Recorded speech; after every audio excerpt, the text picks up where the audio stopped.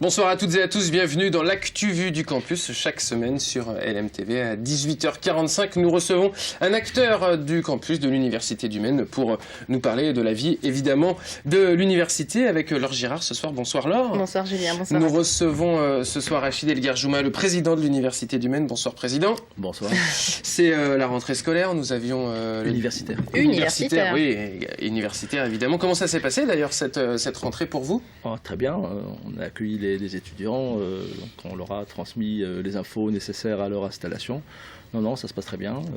En termes d'effectifs, on est sur une quelle tendance? On est au moins sur les effectifs de l'année dernière, voire un peu plus, mais pour le moment on ne peut pas trop se prononcer.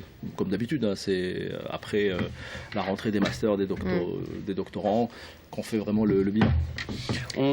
Oui, on est sur des effectifs à peu près constants, on s'en rend compte chaque année. Ça augmente régulièrement, donc ça va augmenter aussi cette année. On sera sur à peu près... accueillir tout ça. Autour de 11 000. Entre Le Mans et Laval, sur deux sites. Oui, c'est à peu près 10 000 sur Le Mans et à peu près 1 000 sur Laval. On va rentrer dans le dur avec vous, Rachid El Guerjouma. L'année dernière, quand on se rencontrait, que ce soit dans le journal ou dans cette émission de l'Actu Vue du Campus, on a beaucoup parlé de budget de l'Université du Maine. Vous aviez alerté sur les dotations en baisse. Aujourd'hui, vous en êtes où? Est-ce que toutes les réserves sont épuisées? Les dotations n'ont pas miraculeusement augmenté. Elles sont toujours au même niveau, voire on nous annonce des réductions. Eu égard à la situation financière et à la crise économique. Donc on s'attend effectivement à une année difficile. Pour le moment, à l'université, on s'en sort globalement, mais on ne pourra pas le faire éternellement. Vous vous en sortez parce que l'année dernière, vous nous disiez que vous aviez déjà puisé dans un fonds de réserve. Mais enfin, le bas de laine, à un moment, non seulement on a puisé dans notre bas de laine, mais on a fait aussi un certain nombre d'économies. On a même eu un exercice 2013 excédentaire, enfin de peu.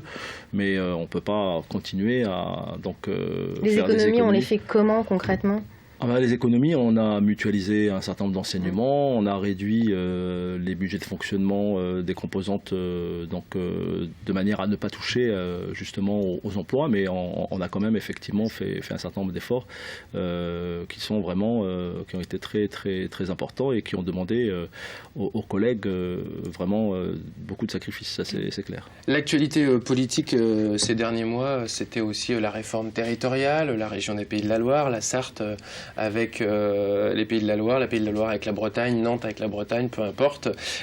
Certains élus ont tout de suite dit, attendez, il y a déjà des synergies, notamment au niveau des universités, avec des universités de l'Ouest. Vous devriez créer un pôle d'excellence, vous, avec d'autres grandes universités. Ce projet est toujours en marche, ça fonctionne toujours? Il est plus que jamais d'actualité, on est même très en avance, on est en train de rédiger les statuts de l'Université fédérale Bretagne-Loire, UBL. Donc on a écrit un document d'orientation scientifique, on a travaillé tout l'été presque, pour vous dire que les vacances n'ont pas été très... pour nous, il n'y en a quasiment pas eu. Donc on a actuellement, on est en train de mettre en place une commission des statuts qui rédige les statuts pour que l'université en question soit opérationnelle en 2016. Donc autant dire, c'est demain. Quel sera son rôle? Son rôle, ça sera effectivement ses objectifs, ça sera de faire en sorte qu'entre le potentiel universitaire des Pays de la Loire et celui de la Bretagne, qu'on construise une université de niveau européen capable de rivaliser avec l'université de Barcelone ou de Munich ou de Lyon, où chacun dans son coin ne peut pas être visible, que ce soit à Rennes d'ailleurs ou Nantes, c'est pas le cas. Mais quand on met ensemble ces universités-là, en réseau, avec bien évidemment des garde-fous qui permettent à chacune de garder l'autonomie nécessaire pour son développement et sa vie dans son territoire, c'est tout bénéfice pour nous. Enfin, nous, on est très très proactifs, considérant cet espace comme un espace de développement de l'université, et contrairement à ce que pourrait penser le ministère, ce n'est pas pour faire des économies qu'on nous met ensemble, mais c'est pour gagner ensemble. S'il n'y a pas de plus-value, effectivement, c'est dommage d'avoir une vision uniquement financière de ces regroupements. Justement, vous voyez ça comme quelque chose de très positif. À l'inverse, on peut craindre que l'université du Maine, qui est une petite université, soit un peu phagocytée dans un grand pôle comme ça. Comment on fait justement pour mettre des garde-fous, pour ne pas se noyer dans la masse d'un grand pôle universitaire? Alors, le premier garde-fou, si je puis dire, c'est de mettre en avant l'excellence de l'université. On parle beaucoup d'acoustique, de matériaux, d'informatique, le risque et l'assurance, les sciences humaines et sociales, enfin tout ce qui permet à l'université de se singulariser, de montrer effectivement la vivacité de ses travaux de recherche et de ses formations est mis en avant. Et de ce point de vue-là, on est incontournable. Donc ça, c'est le premier point. Le second point, c'est effectivement travailler sur des statuts, sur une université qui soit démocratique, qui soit transparente et qui fonctionne de manière collégiale. Et nous avons beaucoup travaillé avec nos collègues bretons et ligériens pour que ces statuts soient construits dans cette optique-là. Ça n'a pas été facile, parce que bosser avec des Nantais et des Rennais, c'est souvent pas facile naturellement. Hein. Ils ne sont pas venus avec l'idée de nous phagocyter, mais la masse critique de ces universités font que des fois, ils ne font pas attention aux petits. Bon. Ce qui peut nous rassurer, c'est qu'il y a plus petit que nous.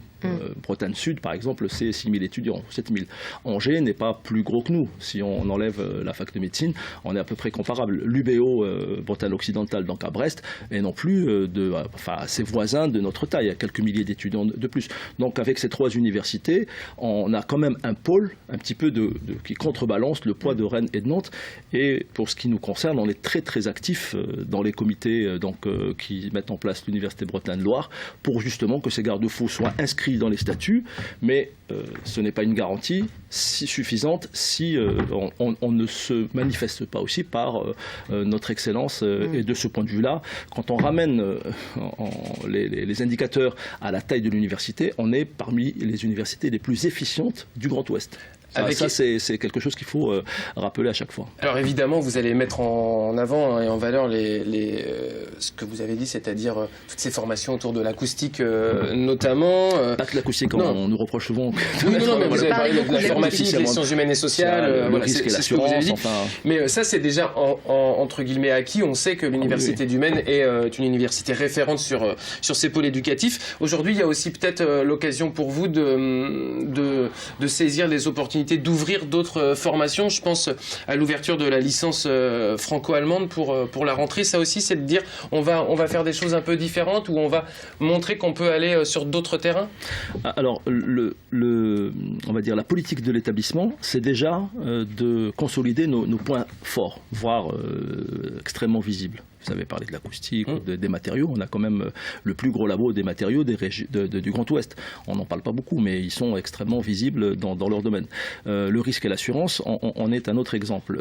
L'informatique, on se rend compte quand on regarde le paysage qu'en informatique, on a l'une des formations les plus originales dans les environnements informatiques pour les apprentissages humains. Vous avez toujours entendu parler des e-learning, du ceci, cela. On a des labos qui travaillent dans ce domaine.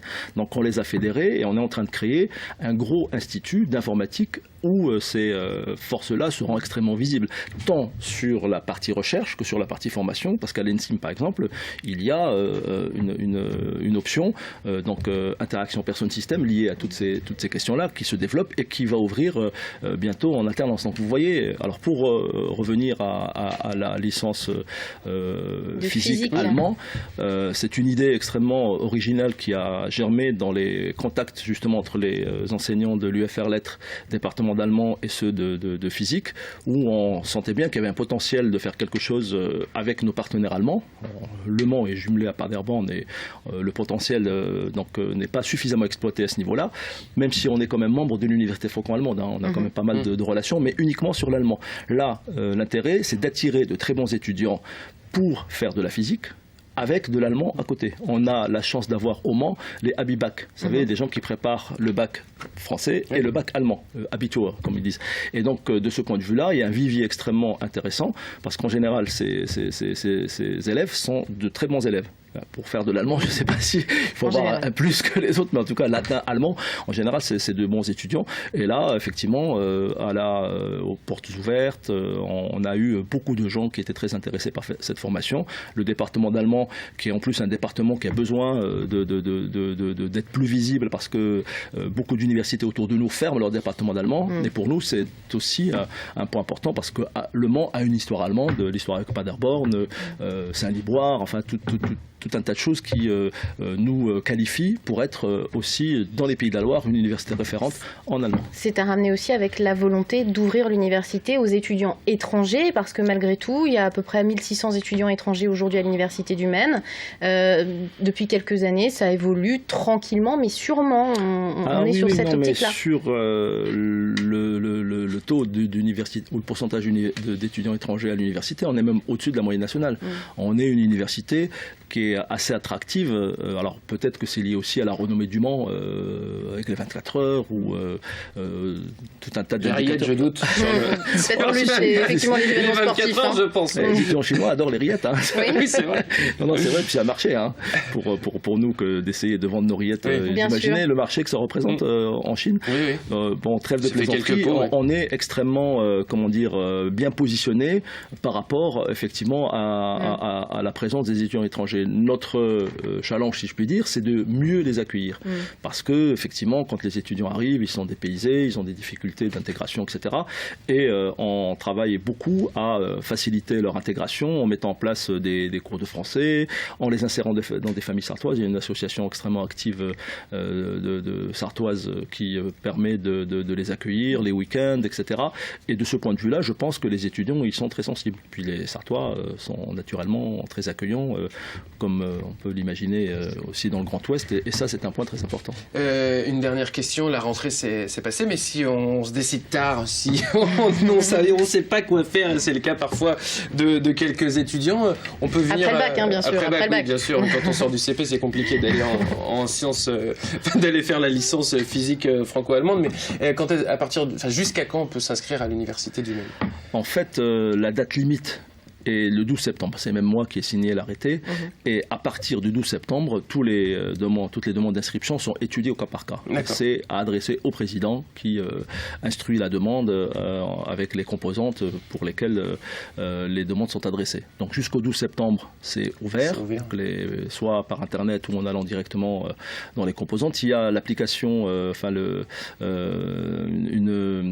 logiciel mis en place par le ministère qui s'appelle Postbac, qui permet effectivement aux étudiants de choisir au mieux leur filière, et quand effectivement ils n'ont pas pu le faire, on arrive effectivement à leur trouver une formation qui corresponde à leurs besoins. Mais il y a des formations quand même sélectives, on oublie de le dire, l'université effectivement accueille tous les étudiants, mais pour certaines formations, les licences professionnelles, les écoles d'ingénieurs, les IUT, il faut déposer un dossier, il faut effectivement que le niveau donc soit suffisant pour qu'ils puissent accéder à sa formation. Sinon, pour les licences généralistes, effectivement, ils peuvent toujours venir donc s'inscrire, c'est encore ouvert.